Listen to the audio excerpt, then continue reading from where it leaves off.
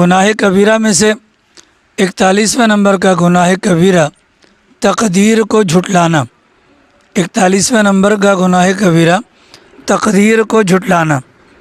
ہم ایمان مفصل کے اندر پڑھتے ہیں کہ آمنت باللہ کما ہوا باسمائہ و صفاتہ، آمنت باللہ و ملائکتہ و کتبہ و رسولہ والیوم الآخر والقدر خیرہ و شرہ من اللہ تعالی، کہ تقدیر کا بھلا ہو یا برا، یعنی تقدیر کے اندر ہی سب کچھ موجود ہے۔ انسان کے ساتھ جو بھی ہوگا، خیر کا معاملہ ہوگا یا شر کا معاملہ ہوگا، یہ سارے کے سارے معاملات اللہ نے پہلے سے طے کر رکھے ہیں۔ ایک مسلمان کا دل اور دماغ کسی بھی معاملے کی موقع پر اللہ تعالیٰ کی طرف جائے گا اور وہ یہی سمجھے گا کہ یہ اللہ نے مقدر میں لکھا تھا۔ تو یہ جو مقدر میں لکھا تھا اس کو کہا جاتا ہے تقدیر کو ماننا اور تقدیر پر ایمان لانا۔ اب جو بندہ تقدیر کو نہیں مانے گا یا تقدیر کے متعلق بحث کرے گا تو یہ بہت بڑے گناہ کبیرہ کا مرتکب ہوگا۔ چنانچہ رسول اکرم صلی اللہ علیہ وسلم نے ایسے بندے کو کہ جو اللہ کی تقدیر کے معاملات میں بحث مباحثہ کرے، ایسے بندے کو اللہ کے ساتھ جھگڑنے والے سے تعبیر فرمایا۔ یہ گویا کہ اللہ سے جھگڑنے والا ہے۔ اور تقدیر کے معاملات کو جو بندہ چھیڑ خانی کرتا ہے، ایسے لوگوں کو قدریہ کہا جاتا ہے، ایسے لوگوں کو قدریہ کہا جاتا ہے، اور ایسے لوگوں کو اس امت کا مجوسی قرار دیا گیا جو اللہ تعالیٰ کی تقدیر کے معاملات کے اندر بحث اور مباحثہ فرماتے ہیں۔ چنانچہ حدیث پاک میں آتا ہے اللہ تعالیٰ نے 70 نبیوں کے ذریعے سے ایسے لوگوں پر لعنت ارشاد فرمائی کہ جو تقدیر کے معاملات کے اندر بحث اور مباحثہ کرتے ہیں۔ دیکھیے ہمارا ایمان ہے، یقین ہے کہ اچھا ہوگا یا برا ہوگا اللہ کے امر سے ہوگا۔ اب وہ اللہ کا امر کیا ہے؟ بسا اوقات ہمیں ایک چیز نظر آتی ہے کہ جس کے اندر بھلائی نہیں ہوتی، لیکن اللہ نے اس کو مقدر کیا ہے تو اللہ نے کسی حکمت کی بنیاد پر کیا ہوگا۔ بسا اوقات کوئی چیز ہمیں بھلی نظر آتی ہے لیکن اللہ نے اس کے اندر کوئی اور معاملہ رکھا ہوگا، تو وہ ایک اللہ نے اپنی حکمت اور بصیرت کے طور پر یہ معاملات فرمائے۔ چنانچہ دوسرے سے بارے میں فرمایا کتب علیکم القتال، اللہ فرماتے ہیں اللہ نے تم پر قتال کو فرض کیا، جہاد کو فرض کیا۔ ایک ہوتا ہے جہاد اور ایک ہوتا ہے قتال۔ میں نے آپ کو پہلے بھی بتلایا تھا کہ جہاد کے مفہوم کے اندر بڑی وضاحت ہے کہ جہاد تلوار سے بھی ہوگا، زبان سے بھی ہوگا، مال سے بھی ہوگا، قلم سے بھی ہوگا، جان سے بھی ہوگا، لیکن جب بات قتال کی آتی ہے تو وہ صرف اور صرف تلوار کے ذریعے سے ہوتا ہے۔ تو اللہ تعالیٰ فرماتے ہیں کہ اللہ نے تم پر قتال کو فرض کیا اور یہ چیز تمہیں ناپسند ہے۔ ظاہر ہے کہ قتال کے موقع پر انسان کی جان جاتی ہے اور مرنا کوئی بندہ بھی نہیں چاہتا، لیکن اللہ کیا فرماتے ہیں عام طور پر ممکن ہے ایک چیز کو تم ناپسند سمجھو اور اس کے اندر تمہارے لیے بھلا ہو، اور یہ بھی ممکن ہے ایک چیز کو تم بھلا سمجھو اور اس کے اندر تمہارے لیے خیر نہ ہو۔ گویا کہ ایک مومن کا ذہن بنایا گیا کہ جو بھی معاملات ہوں ان معاملات میں یوں ہی کہا کریں میں اللہ کی رضا پر راضی، اگر اللہ ایسے راضی ہے تو میں بھی ایسے راضی ہوں۔ یہ ہو گیا تقدیر پر ایمان لانا۔ اور کسی موقع پر یہ کہنا ایسا کیوں ہو گیا، اللہ کو میرا ہی گھر ملا تھا، اللہ نے میرے ساتھ ایسا کیوں کر دیا، تو گویا کہ تقدیر کے متعلق ایک غلط رائے قائم کی گئی، اور تقدیر کے متعلق غلط رائے قائم کرنا یہ گناہ کبیرہ ہے، اور تقدیر کو جھٹلانا انسان کو کافر بنا دیتا ہے۔ اب دیکھیں ایک ہماری آنکھ ہے، ہماری آنکھ وہاں تک نہیں پہنچ سکتی جہاں تک اللہ کی سوچ یا اللہ کی حکمت ہوتی ہے۔ ہم اپنی آنکھ کے دیکھنے پر فیصلہ کرتے ہیں۔ قرآن کریم کے اندر سورہ کہف میں اللہ نے 2 نبیوں کا تذکرہ کیا، حضرت خضر علیہ السلام، حضرت موسیٰ علیہ السلام۔ یہ 2 جلیل القدر پیغمبر ہیں۔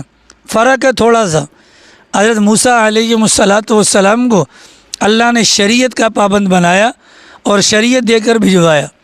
حضرت خضر علیہ السلام کو اللہ نے نبی تو بنایا لیکن ان معاملات کی سر انجام دہی کے لیے کہ جو انسان کو نظر نہیں آتے۔ حضرت موسیٰ شریعتی احکامات کو لے کر دنیا میں موجود ہیں۔ حضرت خضر اللہ کے تکوینی معاملات کائنات کے ان کو لے کر چلنے کے لیے دنیا کے اندر موجود ہیں۔ چنانچہ یہ دونوں چلنے کے بعد ایک کشتی کے اندر سوار ہوئے۔ کشتی والوں نے نورانی چہرے کو دیکھ کر ان سے کرایہ نہیں مانگا، تو حضرت موسیٰ علیہ السلام کے دماغ میں وہی بات آئی جو میری اور آپ کی دماغ میں بات آ سکتی ہے۔ اس نے ہمارے ساتھ احسان کیا، ہمیں اس کے احسان کا بدلہ دینا چاہیے۔ لیکن خضر علیہ السلام نے کیا کیا؟ اسی کشتی کا تختہ توڑ دیتے ہیں، اس کے اندر نقصان پیدا کر دیتے ہیں۔ اب حضرت موسیٰ علیہ السلام نے جس نظر سے دیکھا وہ نظر بالکل صحیح تھی۔ حضرت خضر نے جو کیا، جس نقطۂ نظر پر کیا، وہ بھی بالکل صحیح تھا۔ حضرت موسیٰ کو نظر آیا احسان والے کا احسان مند ہونا چاہیے، نہ کہ اس کا نقصان کیا جائے۔ لیکن خضر علیہ السلام کا جو معاملہ تھا وہاں تک حضرت موسیٰ کی نظر نہیں جا سکتی تھی، اس بنیاد پر اعتراض کر لیا۔ آگے چلے جی، بچے گلی میں کھیل رہے ہیں، چنانچہ حضرت خضر علیہ السلام نے ایک بچے کو پکڑا اور اس کی گردن مروڑ کر اس کو قتل کر دیا۔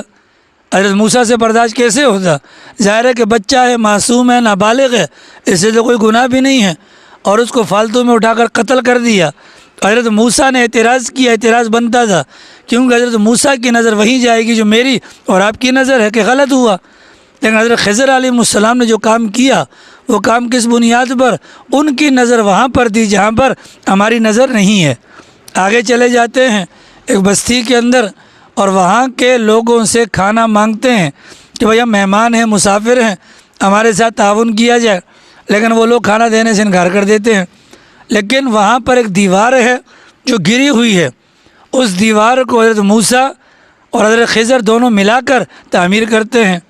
اب حضرت موسیٰ علیہ السلام نے اس موقع پر جو بات ارشاد فرمائی بالکل ٹھیک تھی، انہوں نے ہمارے ساتھ برا کیا ہے، ہم مسافر ہیں، کھانے کے محتاج ہیں، انہوں نے کھانے کے اندر تعاون نہیں کیا اور آپ نے ان کے ساتھ نیکی کا معاملہ کر دیا۔ اب ایک نظر حضرت موسیٰ کی ہے اور ایک نظر حضرت خضر کی ہے۔ حضرت خضر کے معاملات کیا ہیں؟ ان کے معاملات وہ ہیں جو صرف اور صرف اللہ کو پتہ ہیں، اور ان کو اس کام کے اوپر مامور کر رکھا ہے۔ حضرت موسیٰ کے ساتھ وہ معاملات نہیں تھے۔ چنانچہ حضرت خضر نے بتلانا شروع کیا، وہ جو کشتی والوں نے احسان کیا، بالکل کیا، ہم نے بھی ان کے ساتھ احسان کیا، ہم نے بھی ان کے ساتھ، اگرچہ آپ کی نظر میں وہ احسان نہیں ہے لیکن ہم نے احسان کیا، کیونکہ یہ کشتی چلتے چلتے آگے جائے گی۔ آگے ایک ظالم بادشاہ ہے، وہ کسی بھی ثابت اور نئی کشتی کو دیکھتا ہے تو کشتی کو لوٹ لیتا ہے، اور اگر کشتی کے اندر نقصان ہوگا، عیب ہوگا، ہاتھ نہیں لگائے گا۔ یہ غریب لوگوں کی کشتی ہے، ان کو اس بات کا احساس نہیں ہے، لیکن ہمیں تو ہے احساس۔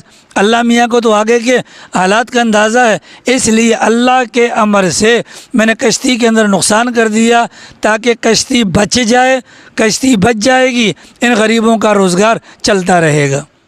ٹھیک ہے، ہماری نظر کچھ ہے لیکن اللہ کی نظر کچھ ہے۔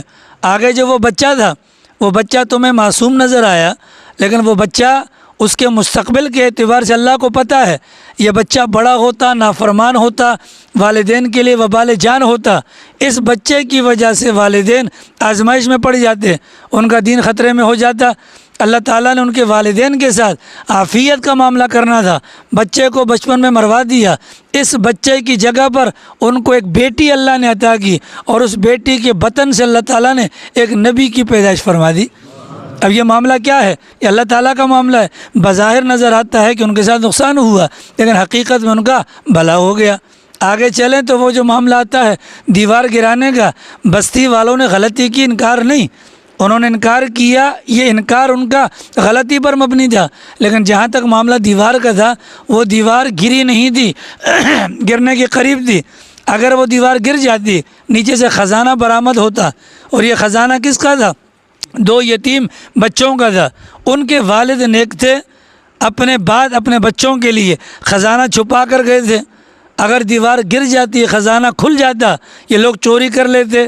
اب بظاہر تمہیں نظر آ رہا ہے کہ ان لوگوں نے زیادتی کی، ان کے ساتھ زیادتی کرنی چاہیے، لیکن در حقیقت اللہ کے نظر چونکہ بہت دور تک ہوتی ہے، اس بنیاد پر اللہ نے خیر کا معاملہ کیا۔ تو تقدیر کے معاملات بھی ایسے ہیں، تقدیر کے معاملات کو میں اور آپ اگر سمجھنا بھی چاہیں تو ہم نہیں سمجھ سکتے، لہٰذا ہمیں کیا کہنا چاہیے؟ والقدر خیرہ و شرہ من اللہ تعالی، اچھا ہوگا یا برا ہوگا اللہ نے جو فیصلہ کر رکھا ہے وہی ہوگا۔ اللہ کا فیصلہ حکمت پر مبنی ہے، اللہ کا فیصلہ حکمت پر مبنی ہے، اور اللہ کا فیصلہ اپنا فائدے پر مبنی ہے، اس میں نقصان کچھ بھی نہیں ہوتا۔ ایک اللہ والے گھر سے باہر نکلے، کڑکتی دھوپ ہو رہی تھی، اور کڑکتی دھوپ کے اندر یکایک اوپر سے بارش شروع ہو گئی۔ انسان کا من خوش ہوتا ہے تو زبان پر کلمہ آئی جاتا ہے، واہ کس موقع پر بارش آئی ہے۔ اس اللہ والے کی زبان پر بھی یہ جملہ آ گیا، واہ مولا واہ کس موقع پر برسائی ہے۔ تو غیب سے آواز آئی، اے میرے بندے کیا ہم کبھی بے موقع بھی برساتے ہیں؟ مطلب آپ کو تو یہ بات کہنی نہیں چاہیے تھی، اس لیے کہ گرمی کا ہونا یا سردی کا ہونا یہ تو ہماری حکمت کی بنیاد پر ہے، لہٰذا ہم جو بھی کام کرتے ہیں وہ حکمت پر مبنی ہوتا ہے۔ تو گناہ کبیرہ میں سے 41ویں نمبر کا گناہ کبیرہ کہ وہ تقدیر کے معاملات میں بات چیت کرنا، جھگڑنا، اس کے بارے میں بحث مباحثہ کرنا، یہ اتنا بڑا گناہ ہے۔ فرمایا گیا کہ جو تقدیر کے معاملات میں بولتا ہے، عبادت کر کر کے وہ رسی کی طرح بالکل کانگڑی کیوں نہ ہو جائے، اس بد اعتقادی کے ساتھ اگر وہ جائے گا، اللہ اس کی کسی بھی نماز کو، کسی بھی عبادات کو قبول نہیں کرے گا۔ تقدیر کے معاملات کے اندر بحث کرنے والے مشرکین تھے یا عیسائی تھے، اللہ نے ان کے نظریات کی تردید فرمائی ہے۔ تو مومن کو ہر موقع پر یہ سمجھنا چاہیے میرے ساتھ جو ہوا اللہ کی طرف سے ہوا، میرے ساتھ جو نہیں ہوا وہ بھی اللہ کی طرف سے ہوا، میرے ساتھ جو ہو رہا ہے اس میں خیر ہے، اور اگر نہیں ہو رہا تو اس کے اندر بھی خیر ہے۔ عام طور پہ ہو جاتا ہے نا کہ گھر کے اندر اگر برتن ٹوٹ گیا تو ماں باپ اس بچے کو کوسنا شروع کر دیتے ہیں کہ نقصان کر دیا، کیا کر دیا۔ اگر اس بات کی گہرائی میں جائیں تو ہمارا ایمان ہے کہ نفع اور نقصان کا مالک اللہ ہے، اس نے پہلے سے مقدر میں لکھا ہے۔ اس نے جب مقدر میں لکھا ہے کہ میرا نقصان ہوگا تو میرا نقصان ہوگا، تو جب میرا نقصان ہو گیا تو میں بچے کو کہتا ہوں یہ تو نے نقصان کیا۔ تو ڈیپلی اگر دیکھا جائے تو یہ کفریہ بات ہے جو ہماری زبان سے نکلتی ہے آ رہی ہے۔ اس بنیاد پر تقدیر کے بارے میں جاننا اور اس کے بارے میں بحث نہ کرنا یہ ہمارا عقیدہ ہے، اور تقدیر کے بارے میں باتیں کرنا یہ گناہ کبیرہ ہے۔ تو کبیرہ گناہوں میں سے 41ویں نمبر کا جو کبیرہ گناہ ہے اس کا نام کیا ہے؟ تقدیر کو جھٹلانا، یہ تقدیر کے معاملات کے اندر پڑ جانا، بحث وغیرہ کرنا۔